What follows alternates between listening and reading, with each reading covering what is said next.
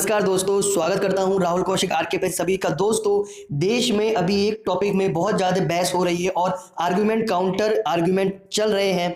ये टॉपिक है farmer bill 2020 और इस बिल के विरोध में देश भर के फार्मर्स, मेनली पंजाब हरियाणा के फार्मर्स ने नेशनल हाईवे जो दिल्ली से देश के वेस्टर्न पार्ट को कनेक्ट करती है उसको ब्लॉक करके रखा है। दूसरी तरफ फार्मर्स का ये कहना है कि पुलिस ने खुद रोड ब्लॉक कर रखी है ताकि फार्मर्स दिल्ली तक ना पहुंच पाए। इस फार्मर बिल प्रोटेस्ट को लेके लोगों में एक ऐसा गुस्सा था इंडियन कॉरपोरेट के ऊपर कि फार्मर्स ने एक साथ मिलकर रिलायंस जियो को छोड़कर एयरटेल की सिम लेने का अनाउंस भी कर दिया था।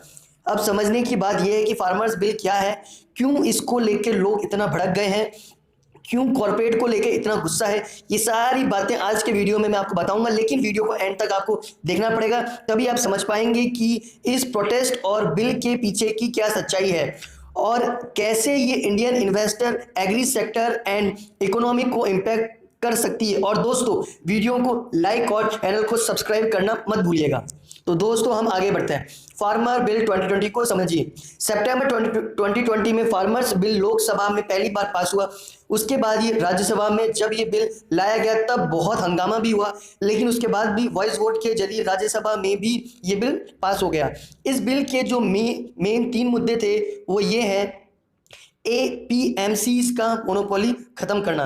एपीएमसीज का मतलब है एग्रीकल्चर प्रोड्यूस मार्केट कमेटी, जो देश में सारी एग्रीकल्चर प्रोडक्टिविटी के व्यापार को one and only market piece है। अभी फिलहाल देश में सिर्फ एपीएमसी में ही एग्रीकल्चर प्रोडक्ट का धंधा होता है।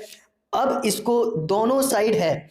इंडिपेंडेंस के बाद जब देश में फूड क्राइसिस था उसी टाइम पे एपीएमसी बनाया गया था और उस वक्त फूड कॉरपोरेशन भी लाना था जो सरकार के तरफ से एपीएमसी में एग्रीकल्चर प्रोडक्ट्स को खरीदता है। यानी इस बिल के पीछे पहले सिर्फ सरकार ही एग्रीकल्चर प्रोडक्ट को खरीद सकती थी। इस पूरे प्रोसेस में एक टर्म बहुत इंपॉर्टेंट है, वो है एमएसपी, मिनिमम सेलिंग प्राइस। इसी को लेके सारा मारामारी है। एमएसपी क्या है?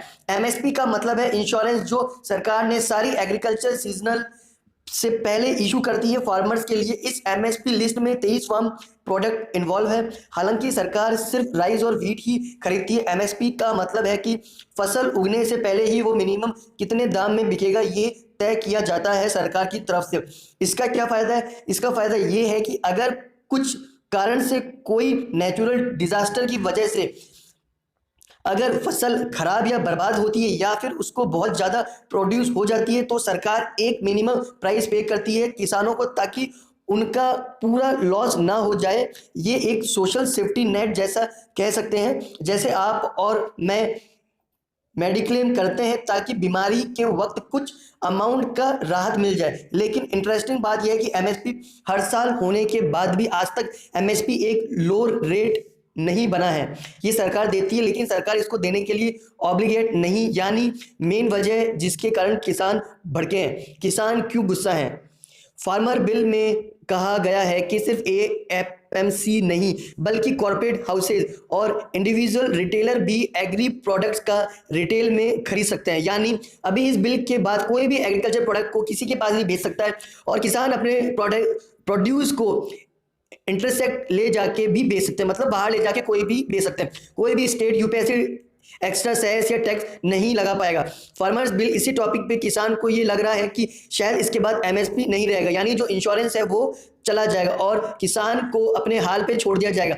और इसी वजह से सब रास्ते पे आ चुके हैं और हर रोज से ज़्यादा किसान इस मूवमेंट के साथ जुड़ रहे हैं। लेकिन क्या ये सच में एमएसपी को खत्म कर दिया जाएगा?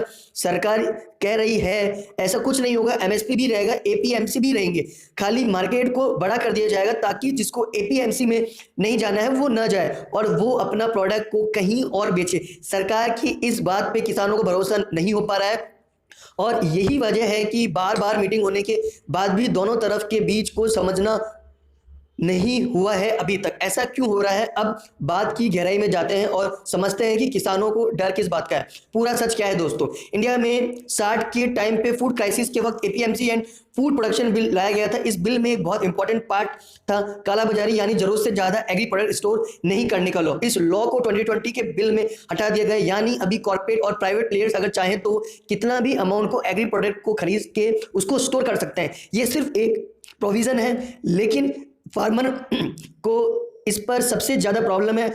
ऊपर से 2020 फार्मर्स बिल में ये भी कहा गया है कि कॉर्पोरेट एंड फार्मर के बीच में एग्री सेशन के पहले एग्रीमेंट किया जा सकता है, जिसमें एग्री प्रोडक्ट और प्राइस का अमाउंट को फिक्स किया जाएगा, जो कि एक तरफ से एमएसपी की तरह ही होगा।